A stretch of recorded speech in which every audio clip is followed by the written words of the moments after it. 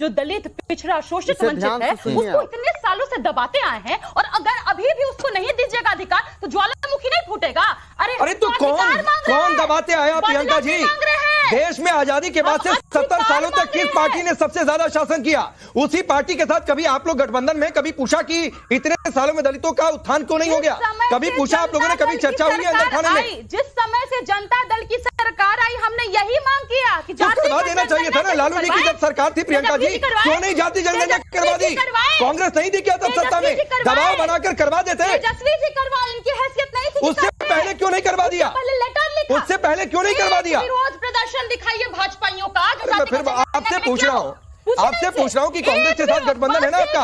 Congress back foot पर भी है, छोटा भाई भी है गठबंधन में। कभी आप लोगों ने पूछा चर्चा में कि जाति जनगणना क्यों नहीं आजादी के बाद 70 सालों में करवा दिया? बिल्कुल किए। जिस समय में सर्वे भी हुआ उस समय में भी हमने कहा, सबसे पहले जब हमारे देवेगौड़ा जी की सरकार थी हमने उसको सदन में पास करवाया। हमने कहा कि जातिगत जनगणना होगी। 2001 में आए अटल बिहारी वाजपेयी जी, रोक दिया क्योंकि उनको लगा अरे दलित पिछड़ों का अधिकार मिल जाएगा। तो आंकड़ा ही नहीं जारी हुआ जो कांग्रेस के समय में हुआ था आखिरी जनगणना? भी हमने वो फिर वहां पर भी सर्वे की बात हुई, सोशल इकोनॉमिक सर्वे होती, उसके बाद भी नहीं जब लागू हुआ उसका आंकड़ा नहीं आया। विरोध प्रदर्शन में ठीक है, मैं आगे बढ़ता हूं। लालू यादव ठीक है। अजय आलोक जी एक शॉर्ट रिप्लाई, फिर मैं नाहिद जी आपके पास आ रहा हूं। अजय आलोक जी